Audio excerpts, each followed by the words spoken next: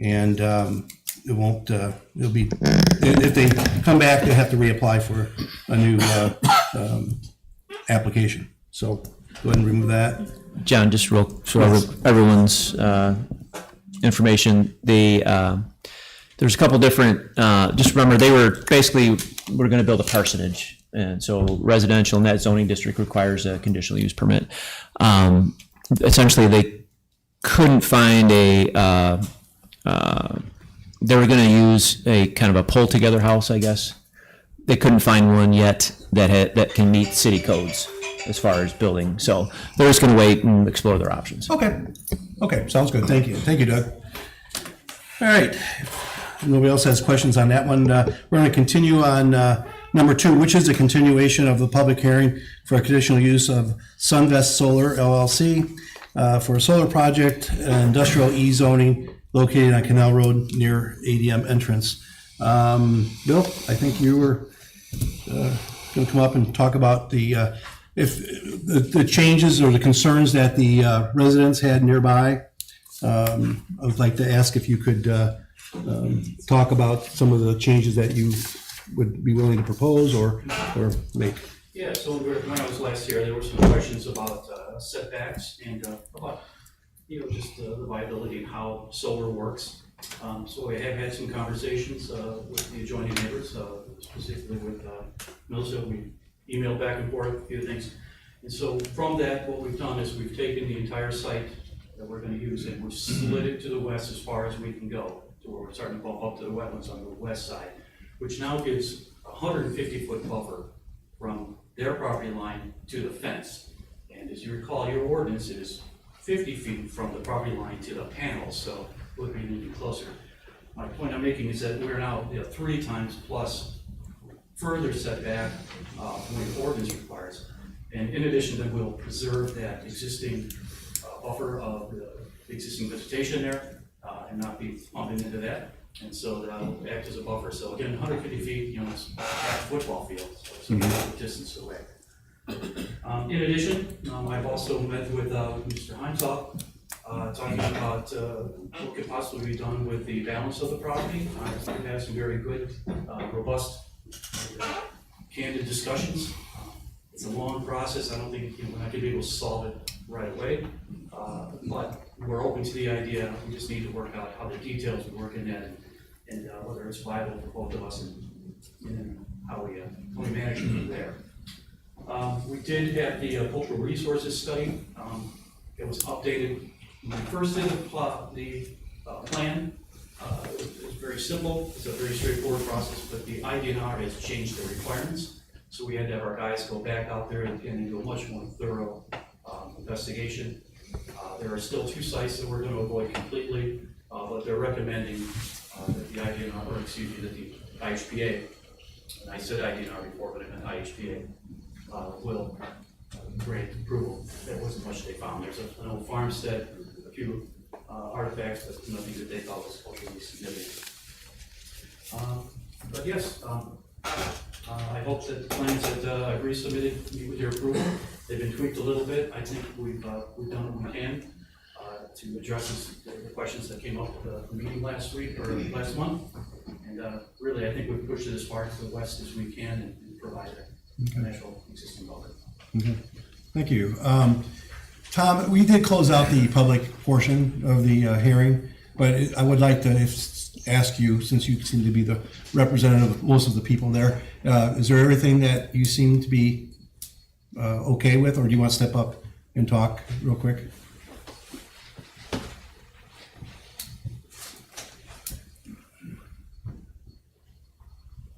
Tom Heimstorf, I'm the developer owner at Heritage Harbor. Following this last public hearing, we met with the advisory board of the Resort Association. We've communicated as best we can with everyone who had concerns. Mr. French did come out and spent a better part of a half a day with us in going over everything and touring the site. He alluded to the fact that there were some discussions, or maybe continuing discussions, about how the balance of the property might be used, and to clarify that, it would not be for any exclusive use or ownership by here in the charter, but would be potentially a donation to a public body, either the Conservation Foundation or the Community Foundation here, or to the city if it wants it for a public park. But I think that it is a sufficiently sized parcel that we should give some consideration to that. And I think it's kind of left alone on its own island of land there, and it would be nice to see it used in some productive way for recreation in the future. So I think other than that, our concerns have been satisfied. As we've said before, this property is zoned industrial already, and we know that something much worse could go there. And I think that probably in the interest of conservation, and I think as long as the city enforces all of its ordinances and is sure of what it's doing, realizing that this is a new endeavor for the city of Ottawa, I think we can come to support the project. So, Yeah. Thank you, Tom. and by the way, thank you for members of this plan commission for getting in contact with me and kind of making sure that everything was headed in the right direction. So thanks to you members. You're welcome. Okay. Any questions on the board as far as this particular petition? I think we can, I think at this point, what's that? I do have a question, because Mr. French really hasn't communicated with us back. I've asked I him don't know on, the whole east side. I've asked him on Okay. 4 occasions to give me something about safety, and I cannot get it from him. I have 4 sources that say 500 foot for my grandkids. They're still developing. All right, I need you to get, I'm sorry, we have to do this formally. If you want to get up and speak real quick. We did close out the whole public forum, and I'm just going to ask you guys, there is the next portion of this goes to the city. We're just a recommendation, and the city actually has the final say of it. So even what we vote on doesn't have any legal binding besides it's a recommendation. So if there is concerns after the hearing, then please make sure you schedule yourself to the city hall. Could I request that you reopen the public hearing? And here's why. Yeah, The city cannot. Yeah, this is the public discussion period here, so we would have to do that. Cannot entertain any new evidence. Okay. At the council. Right. Everything, we can only entertain what happens here. So if somebody comes to the council meeting and brings up something new, we can't entertain it. okay, So I would ask that you allow anybody to speak if they want to. okay. I'll make a motion to reopen the public comment period. Second. That would actually be great for Yeah. us. We actually have some changes on our property. The address that you have for 2046 was under Austin Gray. Austin Gray was a deceased family member to my husband, so it's been changed. We have a new deed listed with my husband. The man who was here is not here today. He got burnt real bad today. He couldn't make it. The little sister is on the deed. She's here, as well as my youngest child is here. My children are going to inherit this property in the future. Sorry, I don't interrupt you, but we have to make sure we make the motion before we open up the public period. So I've made the motion and Debbie has seconded. We just need to make sure that we vote. Yeah, I'm sorry. Go ahead. I'm sorry, I didn't mean to interrupt, but we have to make sure that we reopen it. Sorry. That's Okay, okay. those who approve, say aye. Hi. Those who oppose, say no. Okay, I'm sorry. Yeah, sorry. So there was contact between Mr. French and I. I had actually got up the next day and finally had times to open this huge plan that was given to us and we believed in it. It was never given to us while we were here. And I remember the presentation, so I messaged Mr. French and I said, is there a reason? Well, you didn't mention anything but 90 foot from our property line. And he explained to me that the end of our property line is a different property owned by Joey Brewer. And it is, but ours is down there also. So I think that the cultural report, I'm not sure if anybody here read it. It's very misleading. We don't live in Naples. It says that in there too. Most of the pictures that were taken by the team that did this cultural study, the addresses are incorrect for the pictures that were taken, especially the property up front. There's 2 lots there that are owned by Joey Brewer and ours goes to the side of it. So on the next morning, when I asked Mr. French, why are you 25 foot from our property line down on Canal Road? When I thought the zoning was 50, they explained to me that it was an oversight and that was because it's their property, not mine. And it is ours. So I brought a picture, which I had sent to him, and I explained to him, I got that from City Hall. We were gonna put a permit for a fence. So I got it from you guys. It was a photo. And he explained to me basically for the next day that That was somebody else's property, so we stopped speaking. I did change the deed information and got a hold of Mr. French and said, hey, just wanna let you know, the property is no longer under Austin Gray. He messaged back and said that he wanted to know where the property was. I explained where, and I explained that I still would like to get some sources of how safe this is because of our children. He said that he was moving the project, his answer was, we are moving the project 150 foot from your property. There is no justification for 500 foot. But 48 hours later, I opened up the Daily Times to read that the LaSalle County Board was just in Springfield. They want their zoning changed, 500 foot. There is a property at stake here, 2048. It's not in the city of Ottawa. I have a property in LaSalle County. So I messaged him back and stated, I'm sorry that you feel that there's no justification, but I have 4 sources today, all legit, recent, and he sent me some information from 2017 with data in it from 2005. I have actually not heard back from him when I explained to him that I have a daughter with autism and that autism is really bad around here. If I wouldn't have questioned his cultural study, I would not know that I actually live on a huge historic piece of property. The man who invented Marseilles in 1835 lived on my property. And the 2 gentlemen that built the east side of Ottawa, because we're supposed to be historic in this town, Campbell and Green, both lived at my house. So the house that he found is a 7-year-old school from the Flemings. Nathan Fleming's family is very popular here, very popular. I actually had called Heritage 2 days later when I found out all my information about the property to speak to the man, Tom, who's here, and let him know what I found. And I could tell by the fact that I never got no phone call back that I wasn't gonna get anywhere. So I feel like the only one asking for 500 is myself, my husband, his sister, who may live there in the next 70 years when she's still alive. I mean, now that we're 150 foot, we are now 190 from our well system, the water that we drink. I mean, we're putting metal in the ground for the next 30 years. He mentioned he was gonna spray chemicals. 500 foot means no chemicals on my property. 500 foot means no noise, I'm hoping. These things are loud. I would like to ask for a Geiger counter if it's that big of a deal. You know, how much radiation is coming into my children's lives? At the very end of our house, we have telephone poles. We breathe creosote every day. And it's carcinogen, it's gonna give us cancer. But we don't say anything because we wanna live there, we wanna be happy. So if he could go 500 foot, that is what we're requesting. My husband has a lot of photos for you.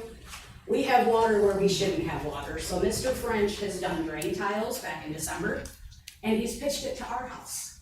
So my husband would like to show you guys some photos if you guys would like to look at them. They're from the last 30 days. Sure. Let them see them. I have them all the way up until April I've been 22nd. there for 20-something years, I've never had water this bad until he was out there in December digging. They And it's have bad. 3 different signs. And I'll give you all of them. Why don't you go ahead and start down here and then we can work They're all around. dated. I got 3 different piles. They're all dated on the backs of them. I used to ice skate out there, that's how bad it used to be. That water, free. Now it's twice as bad. Now it's on my property because he dug a bunch of lines in the field. Can you just maybe explain exactly what the pictures show?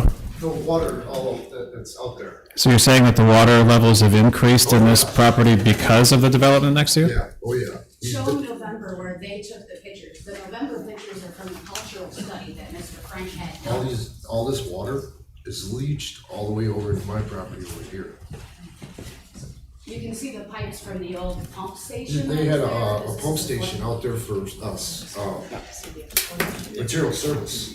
That's all. I don't know where they were at. I know she had it. There was a transfer station where my grandfather used to work. I didn't know about it. They transfer water from there. It's in a different pile of papers, different pictures. The pipes are still in the ground. No, thanks. The county come out and tore the building down because the transfer station's gone now. But the pipes are still sticking out. I don't know which pile it is. It has water. Oh, yeah, oh, it's Theirs, right? 10 times Deep bad. right now. It's about 3 foot deep right now. Yeah, oh, yeah, we will. You'll have an We're gonna opportunity. have you come back.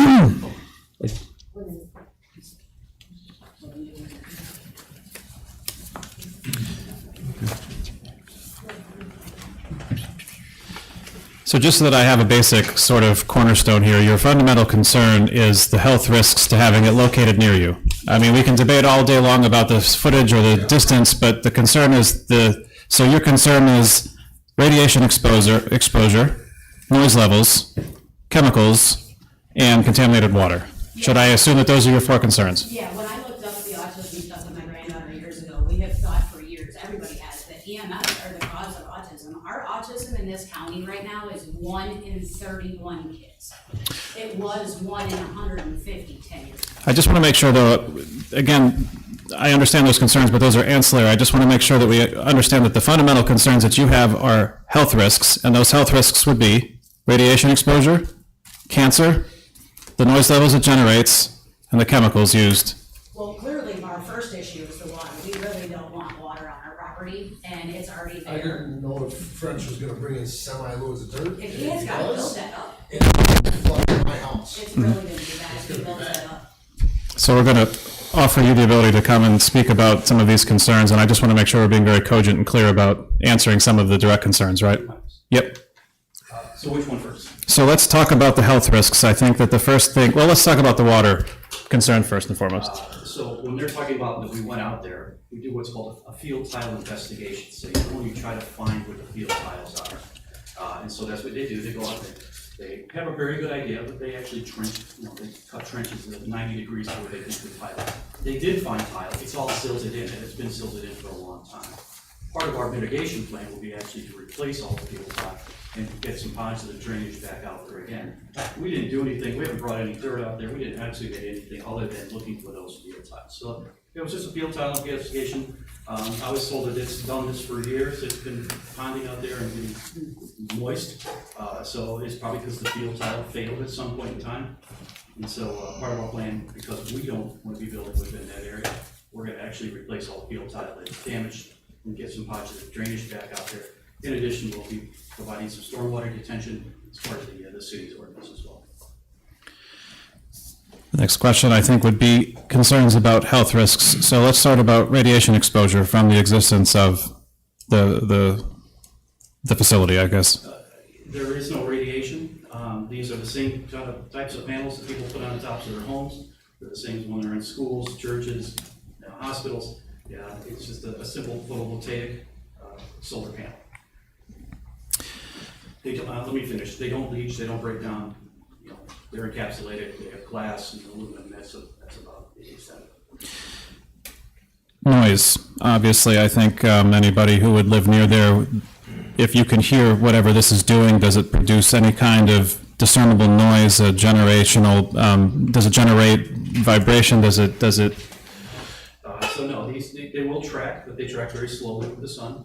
The only place there would be noise is if you walked up to it and stood next to it, would be over where the switchgear and the batteries will be, which are, 12, 1,500 feet away from their home.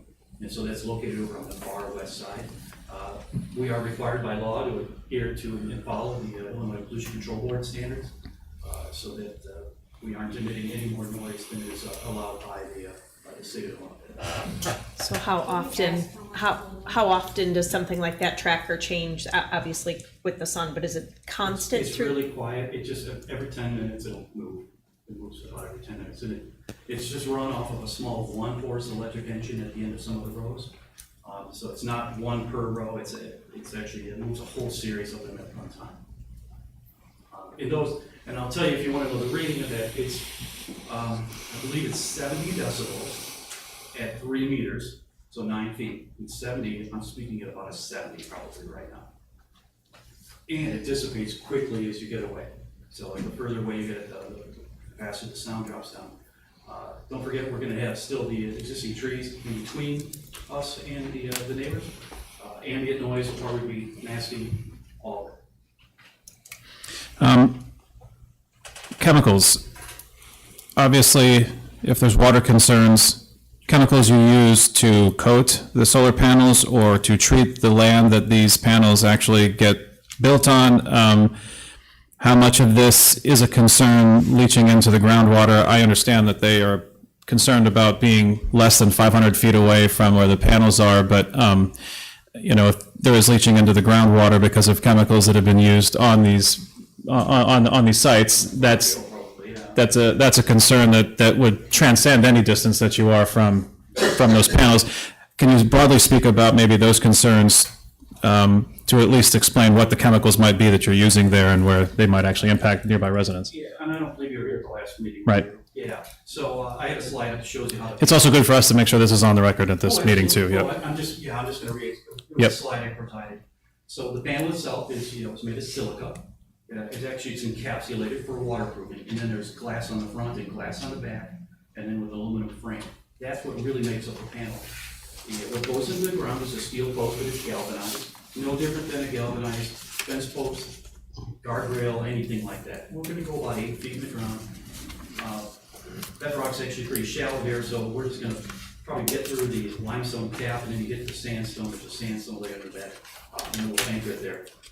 Probably no more than 8 feet deep, really at the greatest, if we can get that deep. But again, it's galvanized steel, it's the same galvanized steel on everything else, so, I don't think anything's gonna be from that.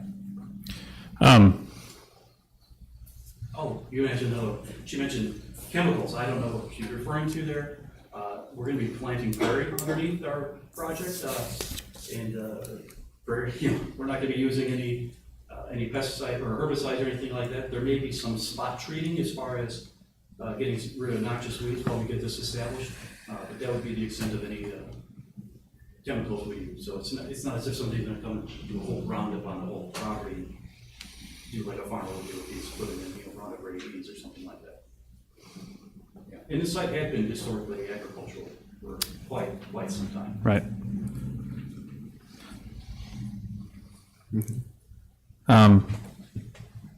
EMFs, you mentioned that. Or Well, let's explain what an EMF is. so electromagnetic field. Right. Electromagnetic field is produced by anything that has electricity in it. So you walk by if you had a meter and you went by and you put it by the outlet, you'll detect that there's an electric field that comes off of that. We are surrounded by electromagnetic fields. Your microwave, your refrigerator, if you have an electric oven, anything like that is operating. And that operates somewhere around 60 hertz. Now, a microwave actually works at a higher frequency, but this is working at a 60 hertz, which is common for all of our electrical appliances. The panels, they're gonna operate at that, so they're operating at a low frequency. I provided a paper to you, it's a white paper, I know it's getting somewhat old, but it's also because nobody's really proven it and disputed what it provides. The low frequency, 60 hertz, it also dissipates very quickly as you step away from it. The only place that you would maybe be somewhat cautious is if you went and had a pacemaker and you were standing next to the inverter. Now, the inverter is the machine that converts it from direct current into an alternate current. So our system is on alternate current, but we're gonna produce the electricity in direct current. That's the only place. But again, once you step away, 10 feet from it, there's limited exposure that you're gonna have for that. Can you explain directly and very succinctly and briefly what hazardous chemicals might ever exist on the site, or hazardous materials might ever exist on the site? Again, it's aluminum framing, it's glass, it's silica. I will say that the only thing if you really want to dig down here, it would be that there is a small, tiny percentage of lead in the solder, but it's no different than the lead in solder in any other electrical appliance. And it's just at the connectors. But we do test for lead on our children as soon as they go to the doctor. It's not leaching, I have Illinois Renewables right here. Illinois Renewables printed this in 2025. It says I need to be 500 foot from your farm, right here. Illinois Renewables, they have to know what they're talking about. This is source This was number just 5. printed, I already showed you 4, this is number 5. and your information says 2005. Do you want to comment on the 500 foot versus 150 foot? I don't know where the 500 foot comes from. I don't know. All I know is that, like I say, that almost every ordinance we operate in has something less than. I believe LaSalle County's is 150 feet from the residence itself, so from the foundation of the residence. Most every other ordinance I'm familiar with are very similar to that. I have a survey from Illinois. I have 39 counties that I'd like to give you guys. That is Get a survey incorrect. on It is this. actually encased in state regulations. So every county was required to follow There's 7 at 500 the foot. ordinance. I'm sorry, could you repeat that? There's, oh, I thought she was talking about. Sorry. So the state of Illinois, the state legislature passed regulations and to say that setbacks can't be any greater than X. And it's a statewide law, so all counties had to adopt, if you had a zoning ordinance, all counties had to adopt those maximum regulations. And your ordinance is really, I think, almost the mirror of that, pretty much. But we have to look at Lacey counties too. I have to look at residents in Lacey County, not just the city of Ottawa. But I'm currently in the city of Ottawa, so.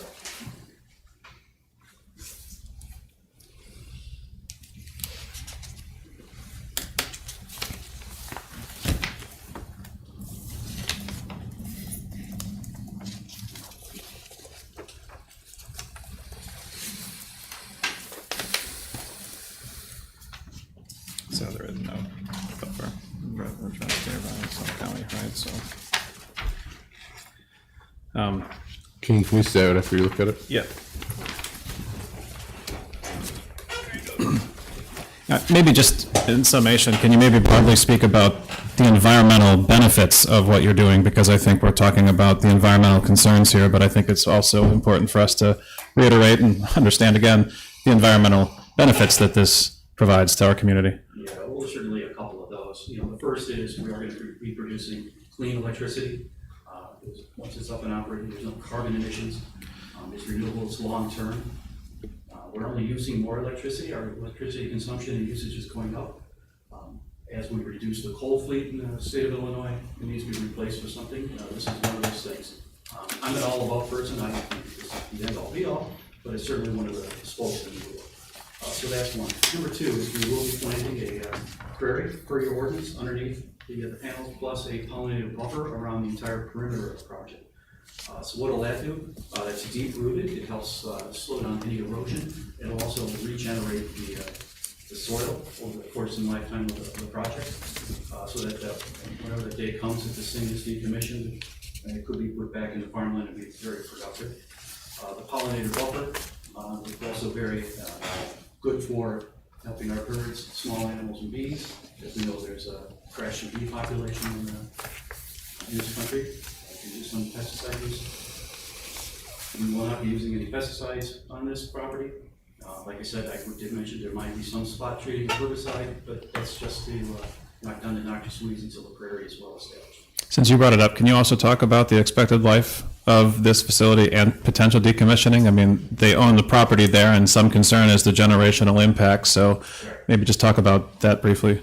Yeah, it'll probably have a full project lifetime of 35 years. At which point there would be decommissioning. We have provided a decommissioning plan to the city. States that we'd be bonding, putting up money in case we didn't follow our requirements. That bond gets looked at every 5 years, renewed, updated, and amended accordingly. But I think you said there's trees coming down, there's 12 acres. You're removing 12 acres of trees at the one end to use 18 acres, but you're buying 64. So how many are we really using? What's the question? You're buying 64 acres. We're using approximately 20 of the, Right? I know, just take that number, just to be safe. We're gonna use 22 of the 60 plus acres.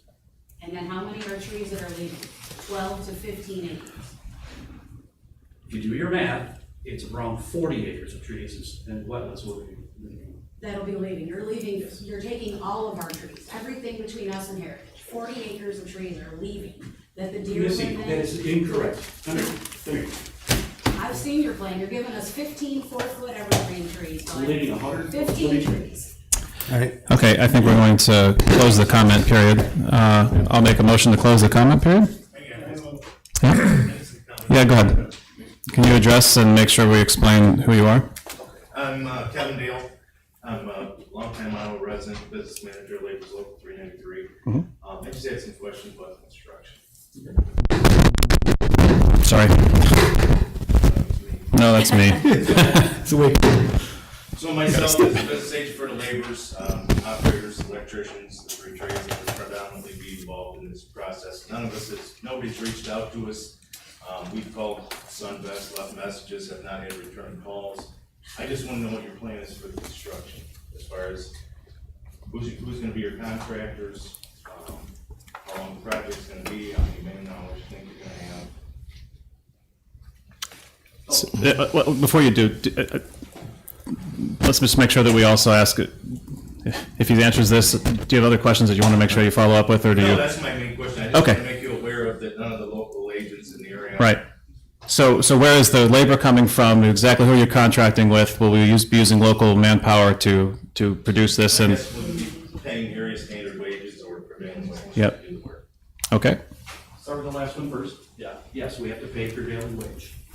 We have not selected a general contractor. This project won't start construction until fall, probably November of the year. We will have to find a general contractor. But we follow all the requirements that are in the Clean Equitable Jobs Act. That's the legislation that we follow.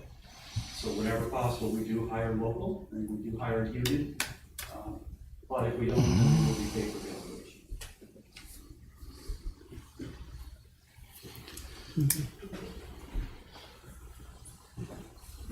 can you just, so we have it on record? Tom, I just have two questions. One was kind of addressed at the last hearing. You said the batteries need a water source. Where's that water source coming from? The city? Yes. Okay. Well, So the you're city- gonna run the main to your property from the next closest place, is that right? Yes, sir. Okay. My second, 1,200 feet. yeah, my second question is, it deals with, I know above ground, you have the panels and you have the battery. Are there any poles or anything like that above ground, utility poles, or what else is above ground besides the panels and the batteries? So pretty much everything can be run underground where possible until you get to the inverter, where it converts from DC to AC, at which point it goes into a transformer, and then there'll be a set of 6 poles that run from our last inverter that's over there on the west side there right by the entrance to tie into the existing distribution lines that run along the south side of Canal Road. Those poles will be about 30 feet tall.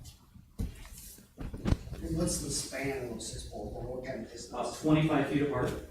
3 of them are ours, and 3 of them, the 3 closest will be Cameron's. Are there any transformers or anything on top of those poles? There is a transformer on, there are 2 transformers, one on our side, one on their side, and then there's what's called go valve on each. What is a ground operated air brake. And what that is that's a physical way for you to break the line. So if there's something going on, they can come in and break the line. They call it breaking the line. It's, disconnect the project. There's one on our side and there's one on our side. Do you guys ever use project labor agreements? We have not. Okay, More than likely, you will not be hiring. That's incorrect. I'm sure we'll hire as many as we can. What's the difference? We're paying prevailing wage. We are not anti-union, if that's what you're alluding to. It just seems that way, that's all I'm saying. We have several local contractors in this community that nobody's reached out to them.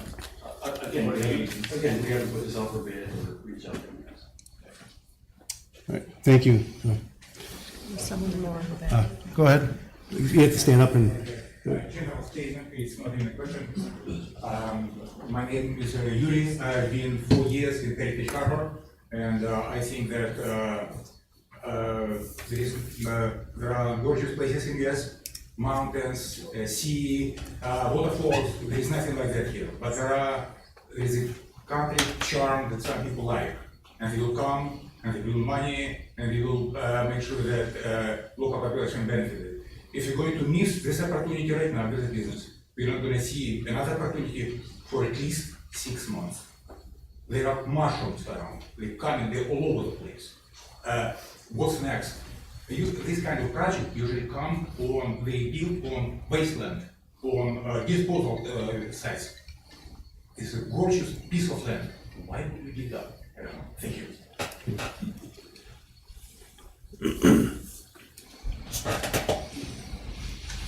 Anybody else before we close it up? Okay. Close out the public hearing and go back to, let's see, asking any questions on the board here that may stand out from the testimonies and the information that's shared this evening. To continue with what Mr. Kevin Dale spoke of, the constituents that I work with on a daily basis, throughout this past month, since the first time you came here, the one big question that stood out from the last meeting to me was the positive things that your solar farm will bring to the community of Ottawa. And everything that was said, I don't know, it just nothing really stood out. I think, there's tax dollars, there's meadow, but I think Mr. Kevin Dale was trying to express is that a large positive thing from the people that I've spoke to also would be a workforce. And I think he's expressed that because everything that's gone into the vicinity of Ottawa has 100% gone with a non-union workforce and out-of-town workers from far and away. And everybody that we work around is very expressive towards that, and because it's basically watching a project being built with not one person from the area. And so it's a concern. It's a concern from what the people that I've talked to, because these projects keep getting built without local workforces. That was just a continuation of what Kevin Dale is trying to express. And then that's probably the number one concern that I've met with this past month talking to people in this area. I don't know who you've spoken with. Like I said, we do our best to hire local whenever possible. It's more affordable. They don't have to be room and boarded. They don't have to come from long distances. Excavators are going to be brought in locally. Whenever we can find local, we'll go that direction. Yeah, it's hard because everyone's in the past has said the same thing, and then nothing ever happens. Well, what about Mayplay, Mr. French? We're building Mayplay right now. Who are you using? We are bidding that one out, so I don't have a contractor yet on that project. But the point is, That would be a it's also positive. very specialized work, so it's kind of hard to find people, but I don't think the union halls are empty right now either. It's not specialized work. We have individuals trained in doing the solar erection, pole mounting, everything. Is there any? I understand, thank you. So, to the gentleman's comment in the back, you keep saying prairie and some plantings, obviously because of bees and other things like that. What's right in the front of it, and how do you, it is a pretty piece of land. So what does it, and I wasn't at the last meeting, so I may have missed some slides and So we're such. set back about 138 plus feet from the center line of the road. We're gonna do our best we're gonna preserve those existing trees that are along there, along the right of way. And then our project will be set back. Because those trees on the north side of the panels, they won't create any shade. So we're gonna be preserving that, at least along there. And again, I gotta remind you, this is property zoned industrial. I think we're losing sight of that. Somebody else could come in here and do something else. I think it's a wonderful opportunity for the city of Ottawa. It's a wonderful neighborhood. Once it's up and operating, it's quiet, it's safe, it doesn't emit any pollution, there won't be hardly any traffic. There will be a tax generator. You talked about the taxes.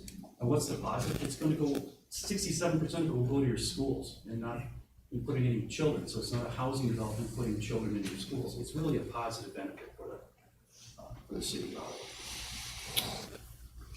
Thank you. Does anybody else have any questions? I guess I would have a question. You understand it's zoned, but you understand it's zoned industrial, right? Oh, I know that. And so the point that's been made here, I think, is a pretty cogent point that this could perhaps be the least offensive thing that could be positioned next to your property instead of it being a distribution center for a trucking company or in order for. I would I would take anything over the radiation that I know that it's got dirty electricity. I know it has. I've got it up in the Illinois renewables. I know what it is. I have to be at least 500 foot. I mean, I guess, are you concerned in principle, though, that any industrial development would be developed next to your We property? deal with the creosote from the telephone poles all summer long. We've never went to ADM and knocked on their door and told them it's stunk outside. But we also don't, we have 2.3 acres. That is He's all the 700 way over foot by from the next the family. We are the only family sitting here because we're the only ones being intruded on. Part of the zoning for the city says that the people that are here are supposed to be happy. You think I'm happy that his friend was in my woods in November, taking pictures of my home? My dog could have bit that man. He was 10 foot from my house, never told me he was there. That's intrusive, very intrusive. I feel more intruded now than I ever have. And we felt safe at one time. I can show you a picture of my home from the woods. It says that my house is covered in trees. They were in the woods. My house is completely open. There isn't a tree one by it. Everything in that cultural report is false. And I have all the current pictures if you guys would like to see what was supposed to be in the cultural report of all my homes that are not covered in trees. Kane, you have any more questions? Okay. Oh, nobody else says anything, we need a motion. I'll let someone decide which way you guys want to target the motion. It's basically for the conditional use for a large-scale solar farm, basically on Canal Road, and it's zoned industrial E. And the petitioner is, put on here. I lost my paperwork here, sorry. Sunvest Solar LLC. Someone would like to make a motion?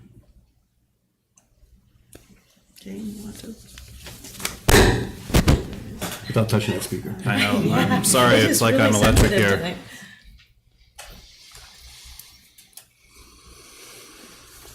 This would be per the staff report. Right. I think that there are some questions that are going to have to be answered as you develop the project if it's approved by the city. I mean, as you heard, certainly up here, local labor is important to all of us here. And so there isn't anything in this that sort of explains that to us. And I would say I'm chiefly concerned about the lack of local labor being hired to do this, and I think that's certainly the major question that would need to be answered and done. However, I think that I understand solar power and solar developments. I've been on several of these and done some stories, and so I'm comfortable enough to make the motion to concur with the finding of fact as outlined in the staff report that we received in this commission, and I'll make a motion to recommend the approval of a conditional use permit. Okay. Kane made a motion to accept, recommend to the city council. Do I have a second? I second. Okay, Molly second. Any other discussions? Okay. Those who approve say aye. Aye. Those who oppose say no. No, Okay, that was, me. okay. So no from Jonathan Reitz, okay? This will go to the city council. What's the next date?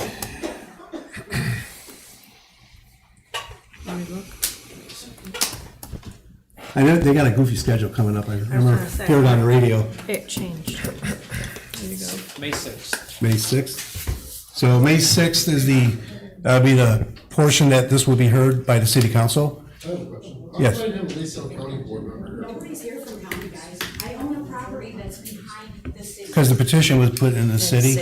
Why does he have to petition Lysell County? They are not affiliated with you. They're, because the city has jurisdiction over that land that the petitioner had. If it was unincorporated, yes, that would be the county. So since it was annexed as city. Yes, Okay. yes, that's the only reason. So will we be able to attend that meeting on the 6th? Yeah, Will we here? oh, absolutely. No, we recommend you do. Excellent. That's, you have the same right to speak at the city council meeting. I might have to know which one. And here's pictures, by the way, of that. I don't want you to forget those. But Just want this back to. and we appreciate everybody's input. This is what the I'm process not is. against it, I just We're not want to against move it at further all. We away. just want Yeah. to be safe for the next, this girl's 22 years old, her name is on the deed, you know, she's gonna outlive this farm. We appreciate it. Thank you. All right, let's see here. We got new business. We have a public hearing to consider a conditional use request from PADS for a homeless shelter in the B apartment zoning district located at 201 East Jackson Street, which is the former YMCA. This would be a temporary location while they build their new facility. Canal? Is it Canal? What street is their existing? No, the old is Jackson Street. Jackson Street. No, that's the, The old YMCA is at Jackson Street. no, I'm talking about where the existing pads is. Oh, sorry. Yep. Yeah, okay. Anyway, do I have someone that, Before we Yeah, begin, before we start this. I want to explain some of our attendance. I am a board member of the YMCA, and I have already been involved in voting on this situation, so I'll be abstaining. Kane Faribault, to my left, is also a board member of the YMCA. He was not present during the voting, so he will be partaking in the vote here and excusing himself from vote at the Y.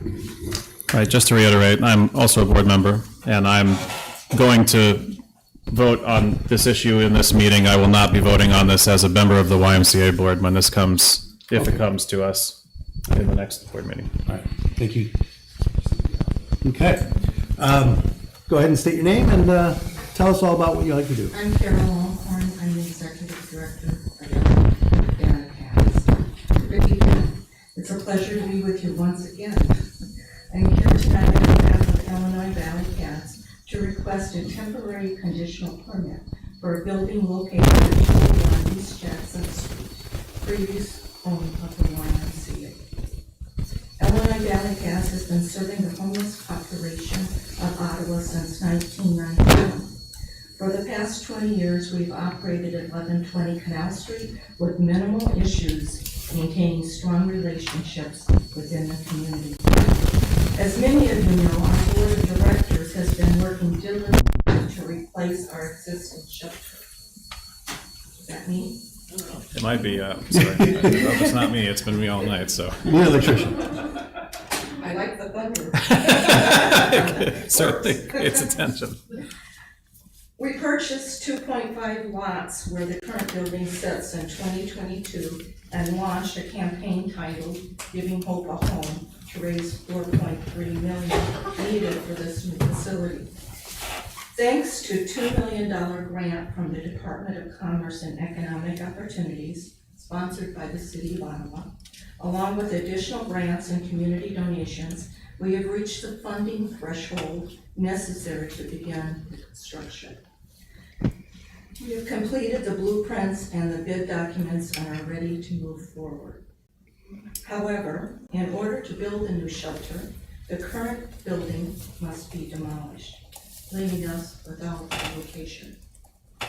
Tonight, I'm requesting permission to temporarily relocate our operation to the former YMCA building at 201 East Jackson Street during the construction, a process expected to take 14 months to 2 years, depending on supplies and contractors' schedules and Illinois Valley Pass serves not only LaSalle County residents, but also those from Bureau and Putnam counties, so we have a large area.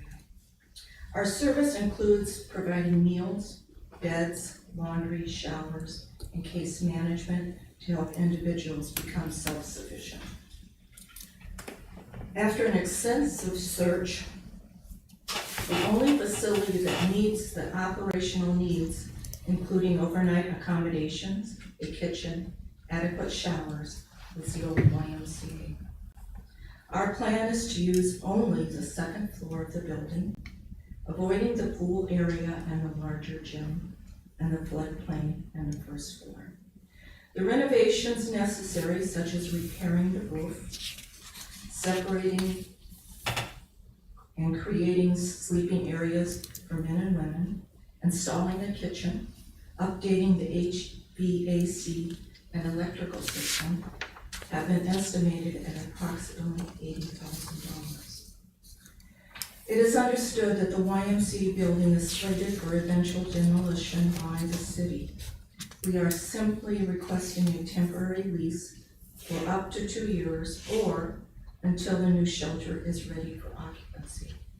Importantly, we do not intend to use any portion of the building located within the floodplain. Key features of the YMCA building is off-street parking for staff, volunteers, and a few clients that have vehicles. Congregate bathrooms, lockers, and showers, and sufficient space to create a functional kitchen or meal preparation. Illinois Valley Paths will provide secure personnel on-site and inside, security personnel on-site and inside the building, strict policies, procedures, and rules to ensure the program is managed safely and responsibly. Thank you very much for your time and consideration of this request. I'm available to answer any questions. I have a couple. The start date, what do you guys tentatively, I may have missed that, when's your target date of start? It's completely driven by grant. And so we cannot sign a contract with DCO until toward the end of October, about the 23rd, I think is the date that they have. We're hoping we can get that done earlier, but they have their own timetable. So we're hoping that we will have secured a location to move into, have moved in and started services. We'll have bid process for local contractors to bid on this project and be ready to go, hit the ground and start with foundations first, and then hopefully they can get the building frame up after they get the foundations in during the winter time. That's our goal. Yeah. Does that mean that's going to happen? That's what we want. That's what we expect to happen. But lots of things fit into that, right? Yeah. I'm not going to make any promises, but that's the timetable we're on. So that's with the new facility. What's your timeline of getting to, if it's granted? Y. To the Y. As soon as we get approval and get a lease signed with the YMCA, we will begin to do the renovations. We have contacted and had estimates from local contractors, John Sales and Service, local electrician, to begin to do this. And they have said that it would take a week, 30 days, whatever, to do these renovations, to get the roof fixed, to get all this. In fact, John Sales and Service donated a air conditioner to us years ago, about 5 years ago. And we need air conditioners for the Y to make the gym work and stuff. And so they have agreed that they're going to move this donated air conditioner off the existing building over to the Y. We're going to do that with as much of the infrastructure as we can reuse over at the Y to be able to make this work. It is a expensive project, but we would like to remain in Ottawa to provide services while we're down. Otherwise, we'd have to be in Pearl where there's the space is limited. There's 74 beds, but it won't have enough for everybody in Ottawa too. So, any other questions? I do. So it's a 14-month to 2-year It is. project. Will the hours run the same as the Yes. existing and then be closed down the other parts of, or will it stay Well, we'll open? see how that works. I'm hoping when the new building gets built that we can have a system where we can go 12 months a year and that can. I just mean the why right now. Why? To be determined. Okay. If we can, we might, but we haven't made that decision.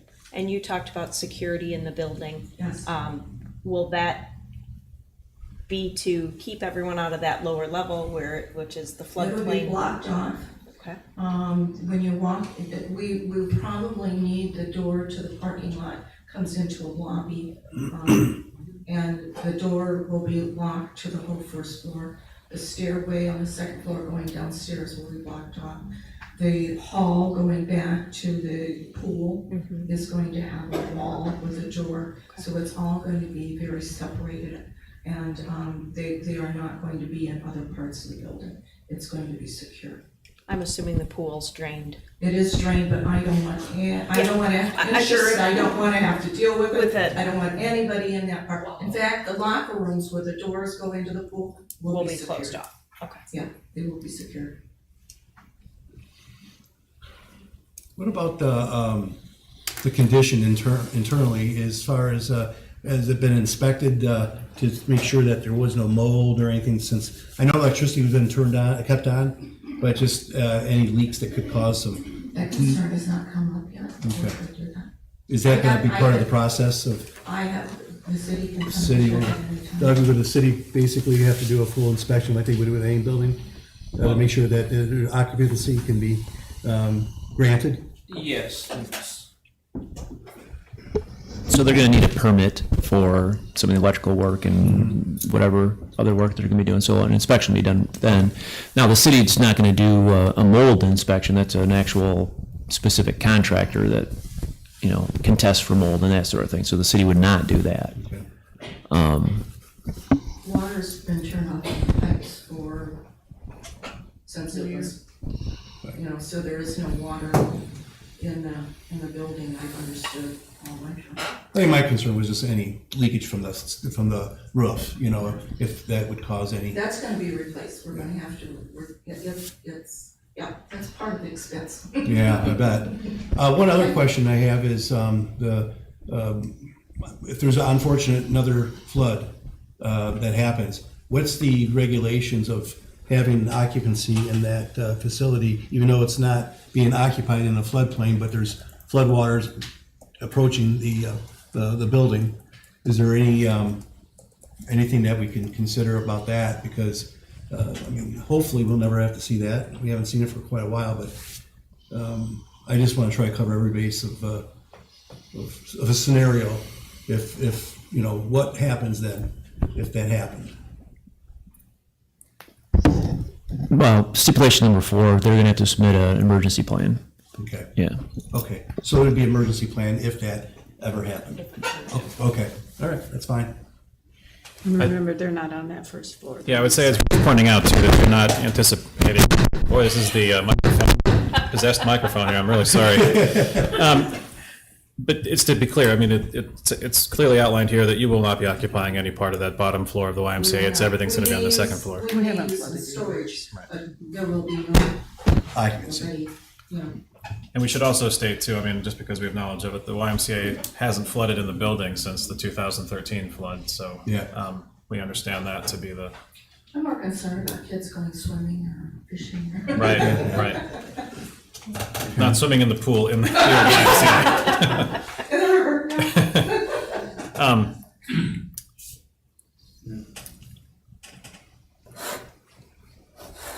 Anybody else have questions? Okay. Open up to the public. Anybody from the public would like to speak on the petition of the pads in YMCA?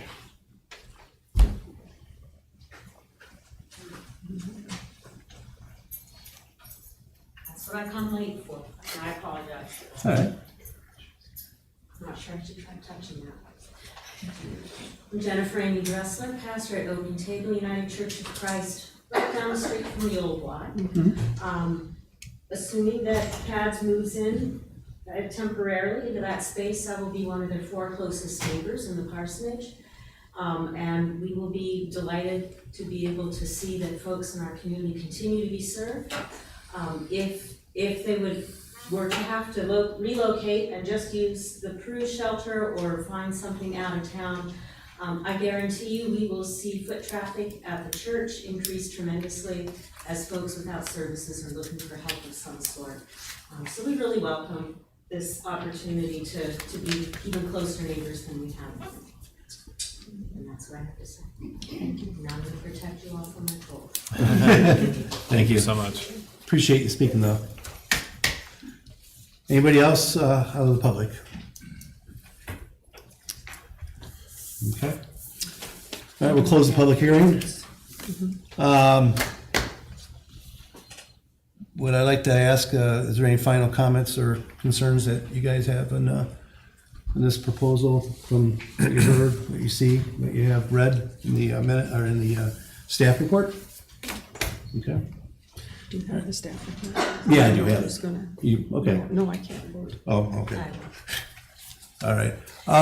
Then in that case, we need a motion. I guess we're going to go ahead and make a motion to recommend to the city council? Yep. Okay. The approval of, put on here. I move we go concur ahead. with the findings as outlined in the staff report, recommend the approval for the homeless shelter to be at 201 East Jackson for the YMCA temporary, Subject to the subject to the stipulations. following conditions Per the staff report.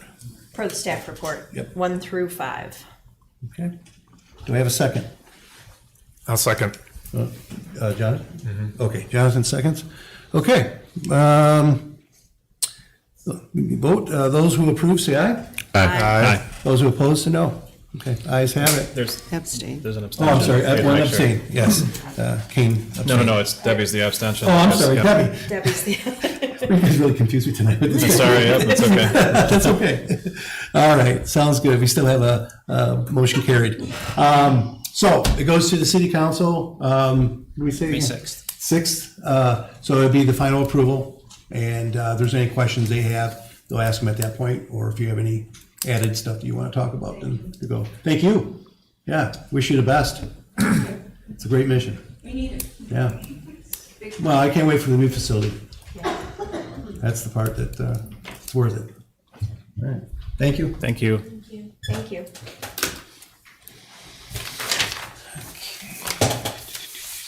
Let's see. is this- Yep. Okay. And then where you have the minutes, you have the motion for the next one too, right? Yes. Okay, so, item 2 of the new business. It's a public hearing to consider a conditional use request for a Columbus development for a self-storage facility in D, which is Office, Research, and Light Industrial Zoning District located at 550 East Etna Road in Ottawa. Do we have a person who's representing? Yes. Okay, can you come up and state your name and give us details of your project?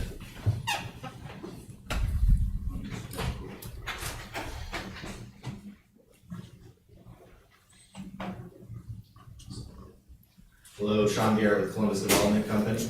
Appreciate the commission's time this evening and the attention to the proposal. Appreciate working with the city staff thus far, working on this plan.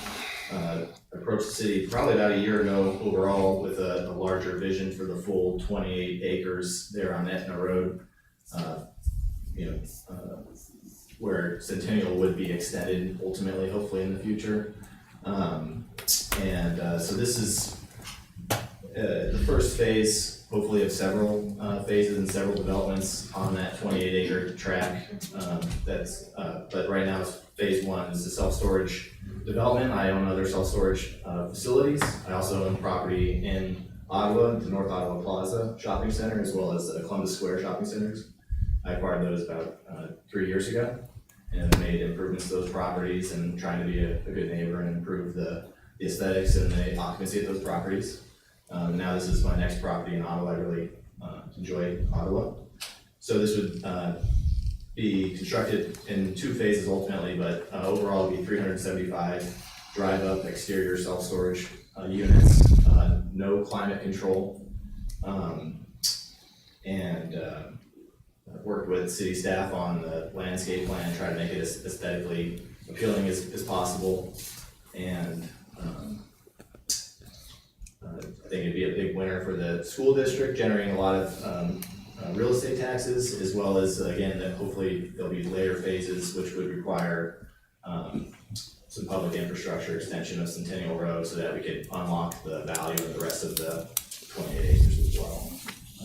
So happy to answer any questions at all or go into more depth about the operations of the facility. Do you have any renderings that you were able to bring to the meeting tonight? Or we have some put together in our email packet, but we didn't print them out. I didn't print them out at least, but I just wondered if there's anything that we can show that would show the quality, the aesthetics, the setback of where it's going to be, and the height of the buildings, and from the road, the eyesight and such. Yes, I do have one copy, sorry. Yeah, that's okay. And then also, to the very top of the trusses, the highest point would be about 13 or 14 feet. So I'm happy to pass these down. Are these the colors that you're selecting, or are these subject to change? They're subject to change if obviously colors, everyone has an opinion about what they want to do. I know that all the other facilities in town have blue doors, so I'm trying to avoid blue from a competitive standpoint, but if there's, again, everybody has an opinion about colors, but generally I was going with a lighter kind of beige gray facility, so it won't show dust, and like a lot of people are building a lot of black buildings right now that are kind of popular, but they'll show dust over time, and so I'm trying to make this so that it looks good for a long time. What's the materials? Sheet metal. As far as the whole entire building would be sheet metal, fascia, no, yes. no masonry? No, and then it would be wood frame. And what's the setback from the road? I believe what we've projected here is 125 feet from the road. So the driveway is 125 to the first The unit. building facade of the first unit, 125 feet. And then what would be behind, is there development that would be behind it in your future? Yes, hopefully we'd extend Centennial similarly to how it is down where the Harley Davidson dealership is and curves around, and then a curve around to connect with Sherry Lane. And there would be one more lot behind this facility that would abut I-80. I don't need the I-80 visibility. Some businesses will really appreciate the I-80 visibility. So, like a destination retailer or Harley Davidson type retailer will benefit from that type of visibility. I don't necessarily need that. So for this first phase, it made sense to bring it up towards Etna Road, this project, and perhaps, hopefully there'll be destination retailers that would like the I-80 frontage in the future. So why wouldn't this go farther back so a retailer could be closer to Etna, where someone would see signage and then come to that business first? Sure. I don't believe that retailers are gonna wanna go on Etna Road, from my experience, and I was previously president of a national real estate development company. And I've done a lot of land deals in Illinois. Etna Road only has about 3,000 cars a day, which just doesn't have the traffic counts to attract retailers that are gonna benefit from that Etna Road visibility. Obviously, I-80's got tens of thousands of vehicles per day, so that's going to be more appealing to somebody that values the visibility. Did you want the audience to? Not yet. I have a few more questions. Okay, so we'll continue this and then they can. Yeah, well, I'll open it up in a minute here, unless anybody else has So I'll questions. speak as a plan commission member then. I struggled with this when I saw it. I have been concerned. Etna Road has created itself into a very substantial commercial development. When I think of a place that we consistently have fine commercial development, I think of Etna Road. And if you, in your mind, go up and down Etna Road and think of what is there is not one other industrial use. This, whether you consider it an industrial use, is an E-zoning, supposed to be in an industrial area. That's how we've zoned for storage buildings. So my concern is for you and for all of your neighbors out there, does a storage facility complement what is already there and what has been established over the years as a higher end commercial area? I worry about what that does to the neighborhood. And I also have questions about, if this is your first project and it's an industrial project, do you have industrial uses that you have in mind for the rest of Etna Road? So for the remainder of the site, I would envision it to be uses that are within the D zoning of the area. That's going to be a combination of destination retail. It's not going to be convenience retail because there's not enough traffic on that road for convenience retail. But it might be destination retail. It might be retailers that need like a showroom or storeroom rather in the back for housing inventory. I envision that ultimately it'd probably be what you call kind of contractor condos, which are facilities where plumbers and electricians, small plumbers and electricians would store some inventory and kind of use it as a first facility for their business. So these would be light industry type uses. There is a lot of light industrial type uses on Centennial Road, back where the Harley Davidson dealership is. There's the Airmark facility, there's the ambulance facility, there's other light industrial uses. So continuing on Centennial Road, I do see that as a continuation of the stuff that's already on Centennial Road. Our neighbors to this facility are the Quality Inn, but the other hotels, I feel like this is a nice transition from Columbus Street towards these more industrial uses that are on Centennial. I have never seen those industrial uses. I'm a local person. They sit back, from Etna. But when you think of what's on Etna and imagine that it's going to flip to industry and I think of the investments of the people and the companies that are there for commercial use, I'm disappointed. I can't hide that. I mean, in fairness to what you're saying, we have a D zoning on this, and I don't know how we got to D on this as opposed to strictly commercial, because it is in history now strictly commercial on Etna Road. But that D zoning perhaps started before they identified themselves as a community of commercial. I just,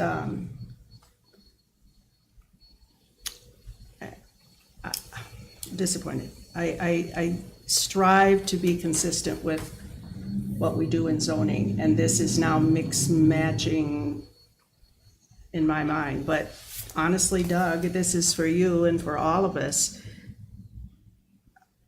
I don't know that this can be done at this point, but if all the neighbors in that area, and including you, now that you're a landowner there, looked at that and agreed with that zoning shouldn't be light industrial. It should be commercial. It deserves to be commercial, strictly commercial. It's what's there. I do have to say, when I found out it was industrial, I was like, because I think when we revamped our comprehensive plan, I thought we were considering that commercial. It's light industrial, just to be clear. Light But if you industrial, look yeah. at the uses of light industrial, they don't belong on it. I This think- is where they are. I think that could be a debate another time, but. Yeah, it's not for tonight. I'd like to get it open to the public as we move forward on it, but thank you, Debbie, for your thoughts. May I address a little bit? Yeah, go ahead, please. So I've developed probably 2 million square feet of retail and commercial space. I developed the Levy District in East Peoria, where there's a Costco and Target that was recently built in the last 10 years. I've done deals with Hy-Vee and Kroger and all these retailers. So I would love for that to work on Etna Road as well. Having done that, the cost to build those facilities once you factor in site work and land acquisition, is over $200 a square foot easily. And the value, I bought the North Iowa Plaza at $40 a square foot. So I would love to do a plan like that. I just don't see the market ever supporting like a retail type of use there, unfortunately. Like traditional retail type of use, like a power center with an anchor store and restaurants in front. Again, you only got 4,000 vehicles per day on that road. And so when I first looked at the site and spoke with brokers, I also looked at it with an eye towards retail. And I have a relationship at Costco. I asked Costco, that just does not fit their demographic needs at all. There's other sites in town that are available for retail, like the Menards site out by Walmart, that are still available. There's that haven't been developed. So I totally understand. And I looked at it with that eye towards retail to see, because I knew the land was available. So I said, what can I put here? And then this is what I solved for. And ultimately it was light industrial types of uses and destination retail.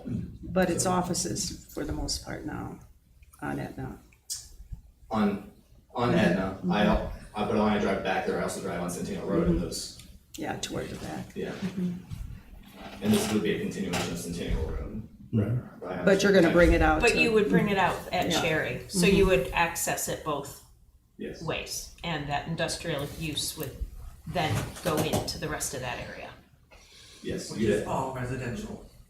And there is residential there, yes, you're correct. We'll get to the public in a minute. Straight out from Cherry, obviously, is all residential. Yeah, it's made its own story, you know. Why industrial didn't come there before now is because we have worked diligently to keep industrial on the other side of 80 and trying hard to maintain that. And I've spoke with the city and made very clear, I'm not looking to compete at all with what the city's got with the industrial park. I think there's a lack of supply of 2 to 3 acre parcels within the city for Zone D type of uses. And this would help and address that supply issue and would hopefully create opportunities for other small businesses to invest in a 2 to 3 acre site for a 5,000 square foot office. I mean, I certainly would love to have office there as well, so. Okay, thank you. I'm going to open up to the public. I ask that one person at a time, and they come up and speak with their name and their question or concern.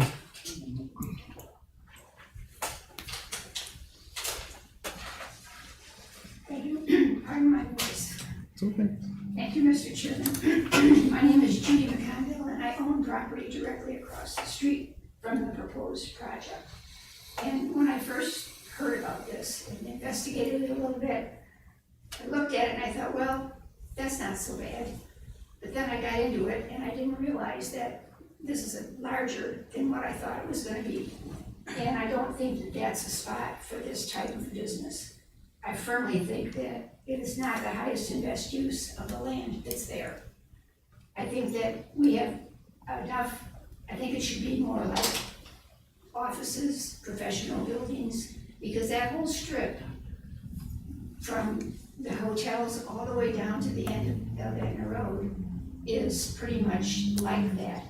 And I don't think that storage units would be amenable to those of us who live right across the street. We don't want all those traffic. There's enough traffic, and on the weekends we get motorcycles, lots of motorcycles. And I just don't think that it would be advisable to put a storage unit on property that has a better use. I just don't think it's there. That's all I have to say. Thank you, Judy.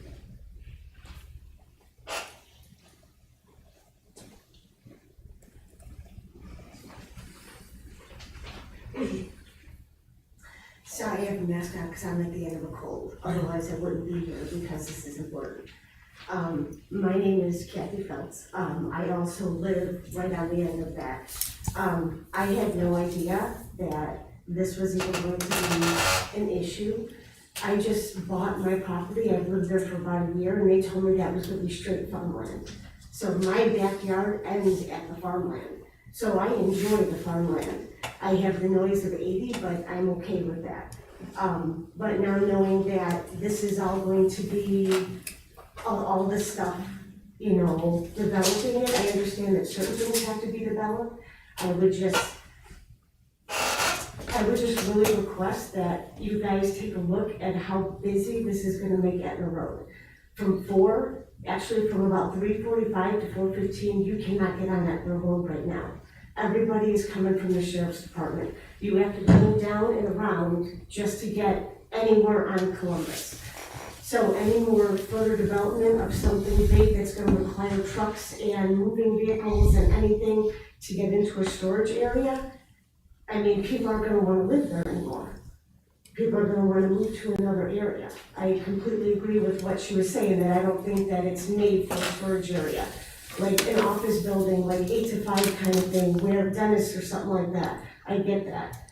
But this is just my thing, and the other thing is that because we live right off of Etna Road, we have a little bit of light, but if you put a building right there, directly right in front of us, our bedrooms are right there. I mean, I've already got, you know, dark panels, everything. So I can only imagine how bright the houses are gonna be lit up, all depending on what goes there. That's why I think something that's daytime during the day versus like office buildings versus a storage unit that might have the LED light or might have the big bright lights, that hinders our living space. So I just hope that, sorry, I don't normally speak in front of people, I don't even know if I'm allowed to say this, but I just wanted to get my point across, so I appreciate it, thank you. Thank you very much. May I address some? Yeah, please, I was just gonna ask if you wanted to address those. If you wouldn't mind, Yeah, and we'll get, I'd like to address some of just like to try to address them as we go along The here. other thing I forgot to mention is, right on here, it says Quality Inn. So you're talking like Columbus all the way over by Harley. That doesn't explain what this is. Quality Inn is right in my backyard. So where are you building? Yeah, okay, sure, yeah, I'll address It that. says 420, directly east of Quality Inn, 425 feet up to Cherry Lane. Quality Inn's here, Cherry Lane's here, my house is here. You're talking Harley all the way down here. Sure, so. And then Centennial. I'm like, Centennial's a different area. Yeah, so it's talking about the Harley and Centennial, that is obviously, that would be an extension of the full 28 acres ultimately. Centennial would route all the way around to Cherry, so it'd be a Cherry / Centennial. storage unit would be. But no, let me address He's that. talking about connecting the road all the way to Cherry. Let him So speak, Cherry please. would go straight. Yeah, that would be future phases. For the phase that we're here for today, would be from the Quality Inn to Sherry. So the storage unit would be right behind my house? Yes. 5128. Yes, there'd be your house, then there would be Etna Road, and then there'd be there'd be a 125-foot setback, and then there'd be the facilities. With lights on 24 hours a day? Yeah, they would. I already have views when I. Can you address the light, the luminaries? Yeah, how much? absolutely. Yeah, why don't you get into that and make sure they understand? Sure. Now, because there is ways of blocking light. We use that at other restaurant areas right there. So there's deflectors. Go ahead. We would, we'd be following city code as far as any light, issue. The facility would be lit by wall packed lights, so that's wall mounted lights. It's not pole lights that are 30 feet up in the air. Like the post office, if you go there, there's pole lights in the parking lot that are 30 feet up in the air that are 20 feet from Etna Road. These would be lights, the closest light would be 175 feet from any residence. They would also be mounted about 7.5 feet up. So nothing would go, none of the lights would be above 8 feet. So, and it'd be angled down. All the lights are adjustable as well as far as angle. They'd be angled down, but they're also adjustable as far as candle lumens. What about traffic? One of the concerns is Yeah, traffic. absolutely. No, I took down a list because I want to address the concerns. So traffic, basically, I would project 1 vehicle per day per 100 units. So at full build out speed, less than 400 units, we're talking about probably 4 or 5 vehicles a day. Again, I own other self-storage facilities. They're not high traffic. That most people put their stuff in a facility one time and then they don't visit it for 2 years. So that's been my experience on other facilities. So it would be substantially less traffic than it would be if it was a doctor's office or any other types of, you can go to the offices that are there right now and count the cars in the parking lot there today. It's at any point in time this should be substantially less than what you would see from office. I was gonna let him just finish his. Yeah, I can hear you. So the traffic to the facility would be less than office. I want to make sure we address all the concerns. But the retail, for that matter, would also be a higher use because they're trying to bring in customers as well, to generate sales. So, and then as far as light concern goes, we'll make sure that it's adjusted downwards to not be visible. There are pole lights on Etna Road, so it will not be creating more light pollution that's already there. Judy, you have a follow-up question? Yes, I have 2 questions. Number 1, is that a 24-hour a day unit? And if I want to go at midnight, I can do that. The facility will have facility hours. The reality is I own other facilities. People aren't visiting those units at midnight. They're also I have very strict rules. Everyone that signs a lease, first of all, the leases are terminatable within 10-day notice. So if somebody's doing anything as far as making a mess or making any noise, I can terminate their lease and have them out of there in 10 days. there's regulations for the facility. People can't be using the units to be working on their motorcycle or anything like that. You know, they're using the units just to store things, and it's even limited to what they can store. They can't store food and things that are pests or rodents or whatnot. So it's for storing essentially furniture, this type of stuff. I think you would assume that would be stored in a self-storage facility, furniture, things like that. And then secondly, the plan that I saw has the driveway or the entry in the center of it. That's not a good idea, because those lights are gonna hit us when they come out at night. Can you move the entry either to the far The issue there would be the curb cut would be right, it'd be 20 feet from Sherry Lane, so people leaving the facility and people leaving Sherry Lane creates a traffic issue. I think the city probably has code and restrictions on the ability to put curb cuts right next to each other.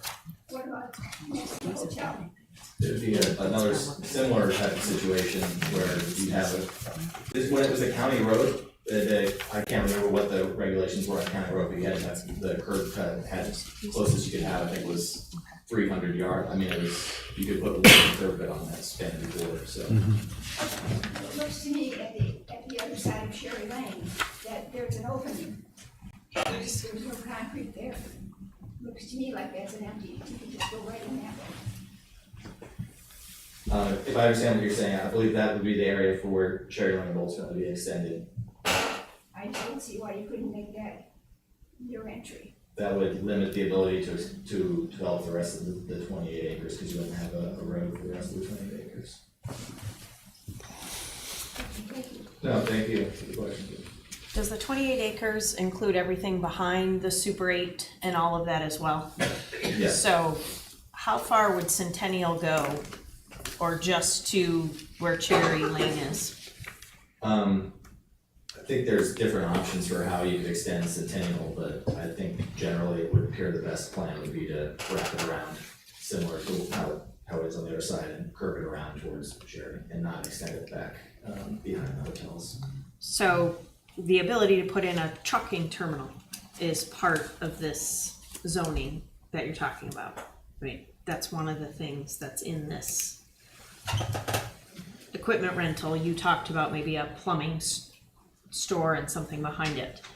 I'm trying to understand. I'm a business owner up there, so I have a pretty vested interest here. Etna Road does get a lot of traffic. Not the traffic that you see on Interstate 80, I understand, but to the point of all the other businesses and the residential things that are there, it's maybe the storage facility, which is what we're talking about, isn't as egregious. But then what starts to happen when it's these other things that come in with what it's zoned there for whatever else is on that road, we go back to, it's much more commercial than industrial. And I guess that's my concern across the board here, is that this is 28 acres that suddenly has an industrial tag on it. We already have, in less than a mile away, 2 storage facility units. There's a brand new one that opened in the last couple of years, and there is one literally probably less than 750 feet from that if you cut through the back of those 2 facilities. Why not go on the other side of 80? Well, I would, as far as locating the facility on the other side of 80, I looked all over the city of Ottawa for the best spot to put a facility. Part of the places I did look was on the other side of I-80 and Stevenson Road, and I believe the city has a grant to improve some of that road, and the grant prohibits this type of use. The grant was specifically there from the state of Illinois, I believe, to generate job growth. And so I would encourage you to chat with Dave Noble, because I was steered clear of doing anything north of 80. So what is the need, I guess, for another large-scale storage facility? I mean, are we like, at the end of no more occupancy or vacancy? Yeah, if you do some research by calling facilities, most facilities don't have a 10 by 20 unit, and that's my primary part of the mix. There's a tremendous need in Ottawa. I have other property in Northern Illinois. It's 18,000 people, very similar population. They've got 165,000 square feet more of self-storage than your community does. If you look at the rental rates in Ottawa versus so many other communities, I could share them with you, but people in Ottawa are paying $40 a month more in self-storage every single month, residents of Ottawa, because there's such limited supply of self-storage. So my whole intention of doing this is to obviously meet the demand that's here and hopefully reduce the rates for storage substantially. Is there any other public like to speak before I close the public hearing portion? I'd like to see what this all is gonna look like, a diagram of this. I live at 512 Avon Lane, and when I look out my bedroom, I have 2 windows, one that faces the farmland that's there now, and the other one faces the hotels, which I see the lights, and I don't enjoy it, but I live with it. I'd like to see what it's gonna look like, for when I look out my bedroom window back towards 80, I just have nothing there. It's like a beautiful view. Is there a possibility? What it's gonna look like. I honestly, I expected to hopefully see some visual renderings, maybe on the screen or whatever. It does help, especially residents understand the impact of their area. I would be open if you guys would like to, share that. It's not required, but just being a good neighbor to make sure that everybody has an understanding of what your potential is. Maybe it'll take some relief off of their concerns of having some renderings available for their review. Have you all been able to see? Yeah. Honestly, I think we asked all the questions that I had on mine and everybody else. When we see these renderings, though, just to be clear, we're looking at a satellite map of overhead of Ottawa that shows us maybe what a footprint would look like where the farmland exists. So we're not really seeing what the actual rendering is. We do see a computer-aided design here that but it doesn't necessarily, it's a very basic graphic that shows us what it might look like, right? Just the color and the scheme. It's just a very basic 3-dimensional drawing. I guess maybe to ask a point here, because you're looking at the entire piece of property that goes all the way from Etna Road to Interstate 80, right? You're looking at that entire piece. Is it objectionable to you as residents if this same exact facility was positioned closer to the interstate? Well, it can't be, because there's not enough acreage. There's 20, so this first phase, the self-storage phase, is a little bit over 4 acres. Right. And there's 28 acres total. You're gonna develop the rest of it into more storage units. No. This self-storage would be the first phase. Okay, and what are your plans for phase 2? Yeah, so the other lots that would hopefully be developed in the future, first of all, that'd be contingent on Centennial Road being extended. So that has to happen as well to be able to sell additional lots back there. Centennial Road actually hasn't been extended in 20 plus years that it's been there, and there hasn't been any development at the site in 20 plus years as well. So that's all dependent on Centennial Road ultimately being extended as well. So to be clear, that like the position that you're talking about right now is between the Quality Inn and Cherry Lane, and it's a 4-acre parcel from Etna Road to Interstate 80. Half the depth. Basically half the depth. So if, let's say that this wasn't put on Etna Road, it was actually closer to Interstate 80 and the other. Still object to it. You would still object to it. Okay, that's the question I have. Yeah. It's not the right facility for that property. We've got all of these lovely homes on where we live, but yet, and across the street, there's the farmland, but then you've got the US Post Office, and you've got a couple of professional offices, you've got the courthouse, you have the jail, or the county sheriff's office. And doctor's offices. And doctor's offices, and that's what it should be. It should be more of a office type property, or even residential.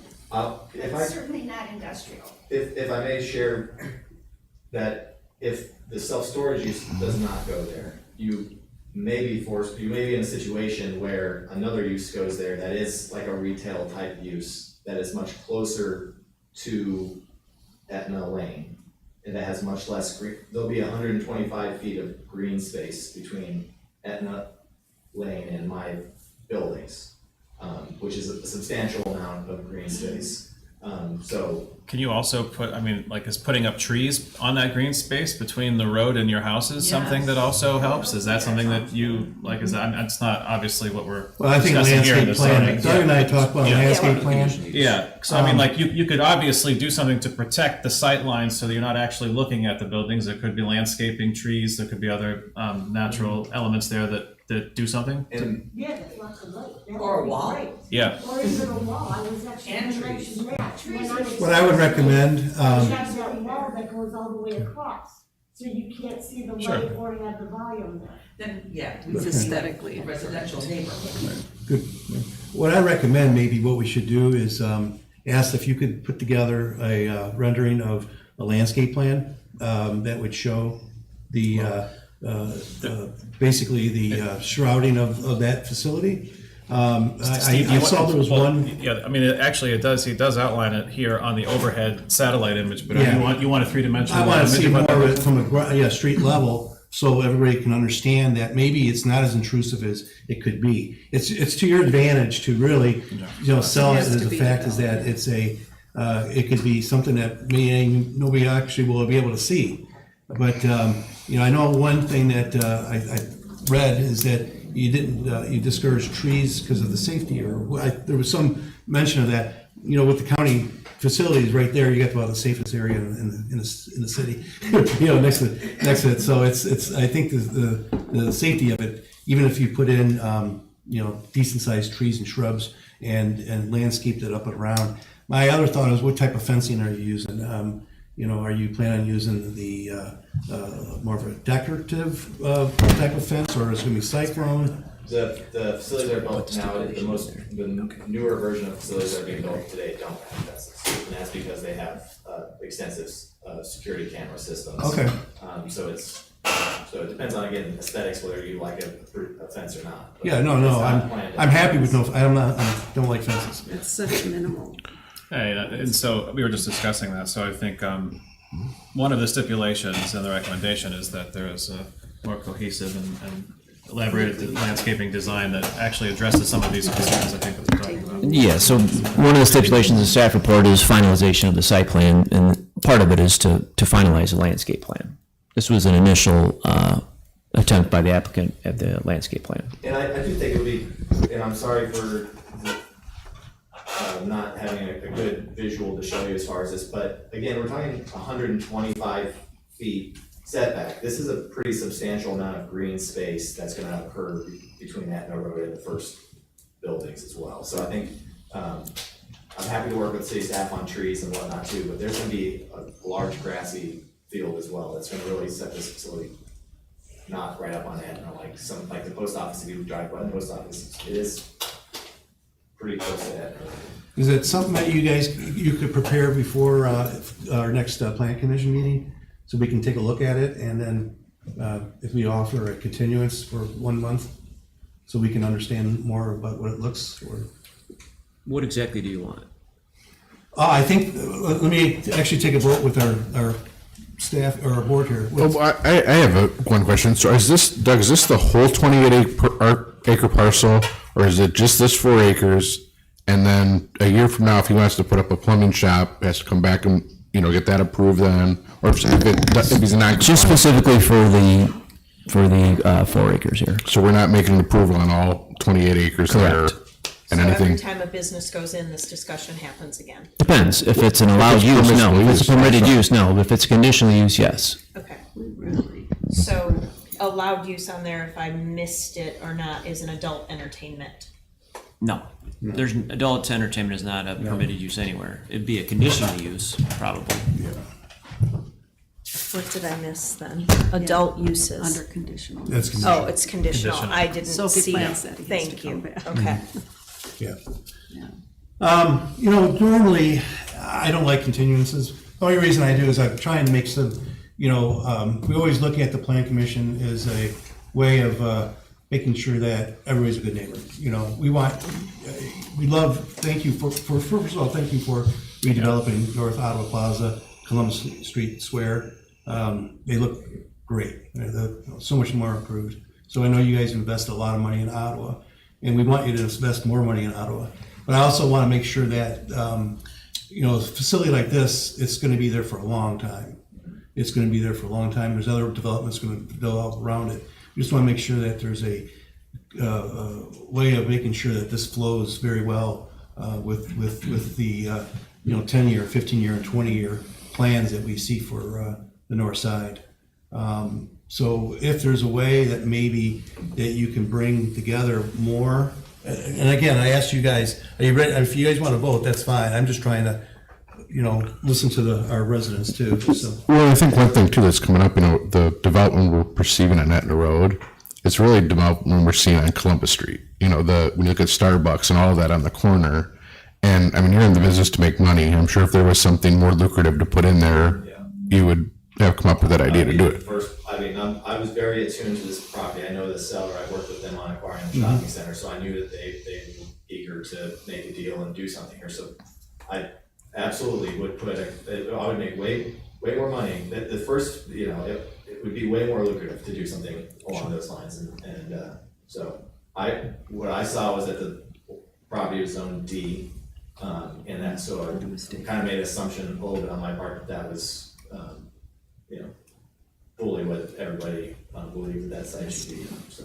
I mean, and that's what it is zoned as. It's not, Right. we're not here rezoning it. It's No. not like we're being asked to. We're given a conditional E zoning to this commercial light industrial area, if it passes. But this is. No, it's already zoned D. It's a permitted use, though. Under D commercial, it's actually, we're not giving it a conditional use. It's already. No, it's right here. It's For under a self-storage conditional. facility, I see what you're saying. So you're also saying too, I see why the confusion happened when you were asking, right? If we were to give a conditional use permit, you could also come back here and get a conditional use for adult uses if you wanted to put an adult entertainment establishment there. For the, Right. But that would have to be approved at a separate That hearing. is right, because nobody's going to And say. I'm not coming to. No, I understand that, yes. We already have them. So therein lies the other question. This is a 4-acre parcel of land between Etna Road and Interstate 80. And again, too, it seems like the most dramatic thing here is if there is landscaping that protects your vision and your sightline to this, is it something that you're agreeable to that winds up satisfying some of your concerns? I feel better. I would feel better. If what? I'm agreeable with that. What was the question? My other main concern was how much light was gonna come off of it. Mm-hmm. So as long as the, Yeah. And the highest height would be 7.5 feet high shooting down, so. okay, I'm agreeable with that. Yeah, and again, city has requirements that I don't produce light pollution to your property, so it should not. I have enough. Yeah, right. I guess what I'm saying is you might actually, depending on how the landscaping design turns out, have a better sight line than to Interstate 80, to maybe if you've got shrubbery and trees and things like that that are between the road and the actual complex that he has for the. Where, can I ask, where are they gonna turn when they're on Etna Road? They're gonna turn at Cherry's gonna be. No. Between Cherry and Quality, and there's gonna be one curb cut in between Cherry and It's Quality. gonna be. Right behind, that's like exactly where I live. That's right. Exactly. So they're gonna turn in right behind your backyard. But let me also clarify, Well, if you cover it. there could be 3 different businesses back there in 3 different lots. Yeah, so there could be 3 more things with high traffic, so I think this is. There could be 3 things that I could use too. Okay, so let's go there. So, okay, thank you, everyone. Appreciate that. And if the commission would like, I'm happy to, if you want to vote to approve conditional upon me working with the city on the landscape plan and producing more trees in the front. I want to be a good neighbor too. I want to address the concerns. Well, So. I don't want to sit here and say that there needs to be a stipulation about trees. I just say a general landscaping concept that winds up satisfying some of the neighbors' concerns would probably be something that would be appropriate to And just for the consider. community too. And for the community, yeah. And there's not that many houses. Yeah. Just to be upfront, I'm one of the commissioners. As it sits right now, I would say it's not an appropriate use for the area you want. Yeah. If you wanna tuck your storage all the way to the back along 80, I might be supportive. I can't tell you how the rest of the council would vote, I'm only 1 of 4 of 5 votes, but that would be my vote if that has any effect.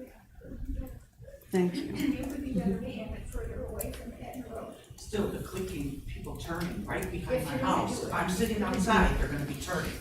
So, I guess at this point, we got a couple different directions. I think Sean, right? Yes, Okay, yeah, Sean. and I spoke with the property seller, and that's not been an option Yeah. as well, so. Right. I think that either we can go ahead and make a recommendation to the city council, or we could ask for a continuation with a landscaping plan and renderings, if you could put together something that would help further understand the impact of that area. That'd be another option. Also, I think that you're hearing also too from a commissioner here that you're going to need to be able to articulate a vision like that for the commission as well. I mean, this isn't going to be something that winds up.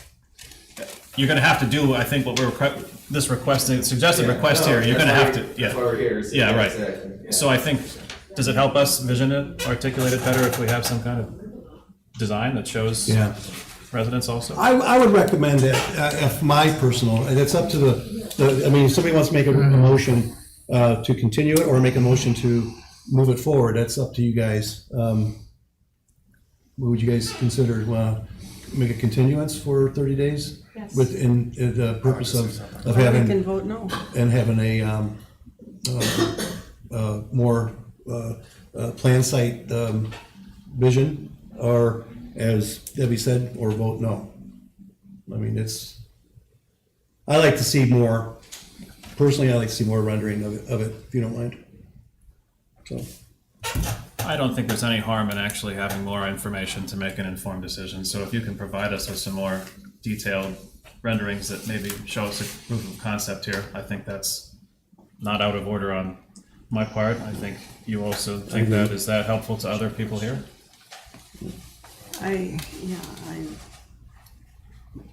My concerns are that we're putting an industrial use in a commercial area.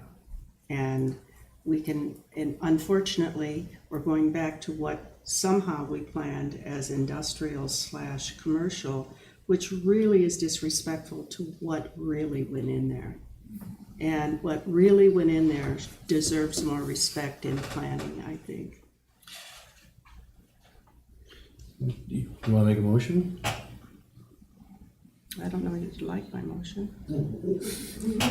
Well, somebody has to make a motion, so. You want me to? I mean, I would motion to decline. Debbie has a. Well, you want me to finish that? Yeah, go ahead. I move that we decline the Hold on. request. The only thing in this, so I mean, he knowingly bought a property of something we have it zoned for light industrial use. No, this is a conditional use. Yeah. Of a storage shed, a storage unit. Yeah, this is a public hearing for a conditional use.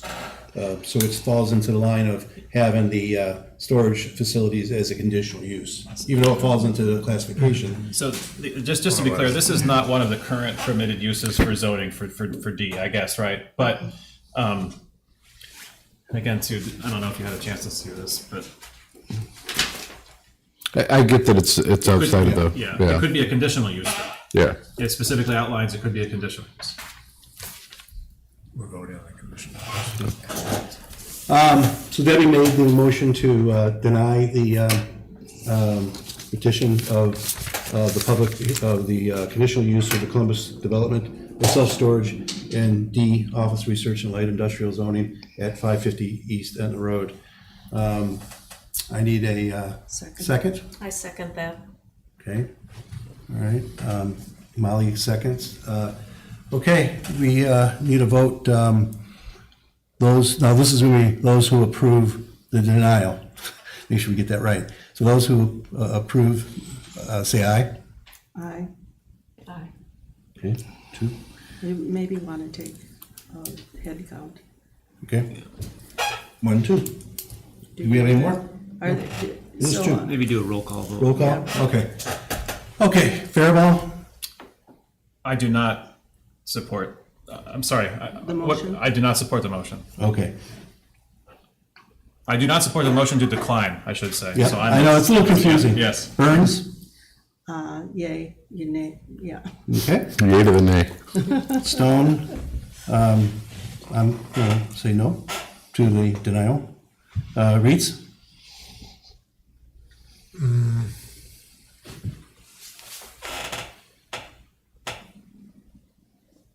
support the denial. So that would be A. Molly? I support it. Yay. Denial. Mango? Nay. That's nay, right? Okay, no. All right, so, we got a tie. Fails. Motion fails. Huh? Motion fails. Okay, motion fails then. That's the first time I ever had experienced that one. So, with that said, then Be happy to come back. We can, we yeah. do a continuation? Then you need to someone needs to make a motion. I'll make a motion for a continuance. And that we are asking the developer to return with more design proposals that articulate the landscaping vision. Okay. Faribault made a motion. Do I have a second? I'll second it. Okay. Mango second, and no other discussions, and those who approve the continuation, say aye.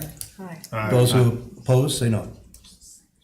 When someone from the audience asked why you couldn't push it back, you suggested the landowner? I have the agreement to buy this specific project that's there, so I have to renegotiate a different deal to extend. I see.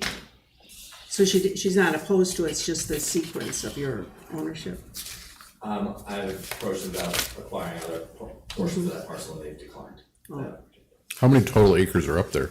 Well, there's 28 acres in the stretch that's there, and then there's another 20 odd acres to the east, basically across from the courthouse. Yeah.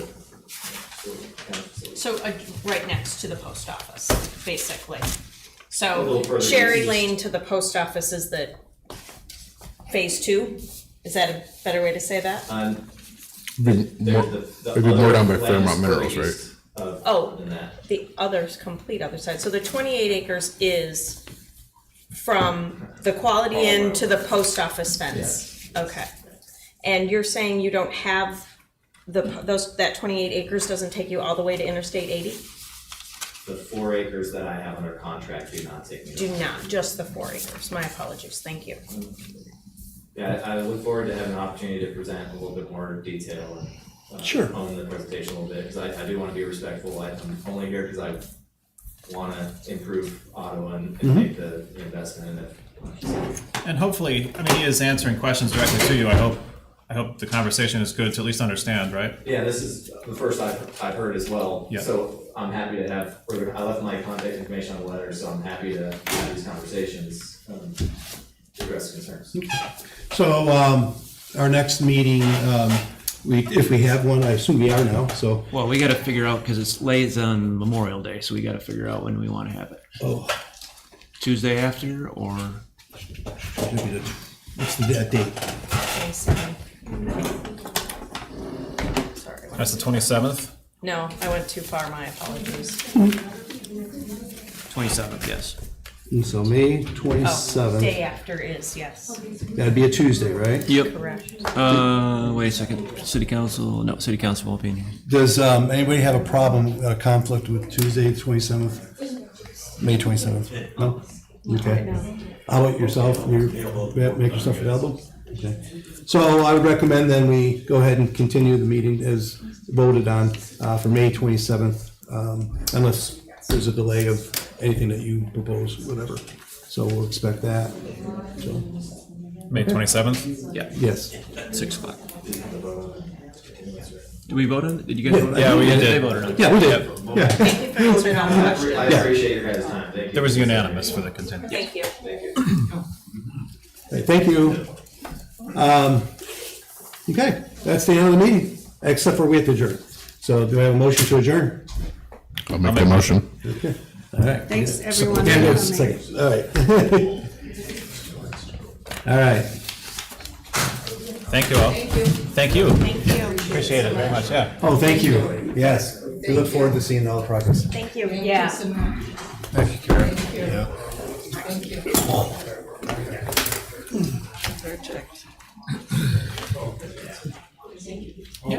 Thanks, everyone. Appreciate it. Yeah, thank you. Thanks, for Kane. keeping No moving problem. it along. I have a Yeah. question. Yeah. We gotta do something about the microphone. Yeah. You know what's, I understand he's in better. If he sat here, this one would do it to He's him. in better condition. Which building? electromagnetic. Extent of it. What if your arrows got bad? All righty, that was kind of tough. Molly, thanks for standing. He Thanks, thinks you should guys, vote. but I the future, what the future is. I mean, so we're improving an zoning something. What's next? That adult.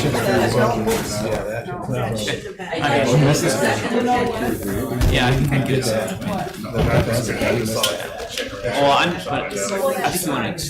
I think you want a second opinion Yeah, from when an I expert. when I saw that, and you and I have been on it the longest, and, you know, we should have made that connection. So, Yep.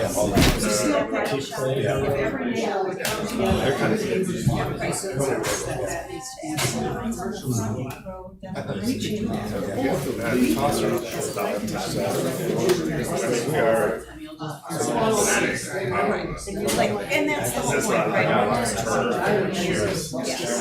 And she was one of the things that we want. That's not just like,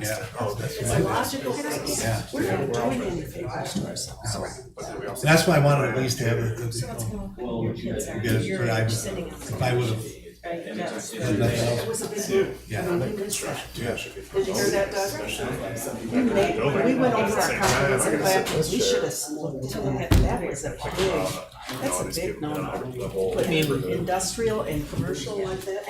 Industrial would be C3 and like industrial stuff. It's not industrial. It's office research light industrial.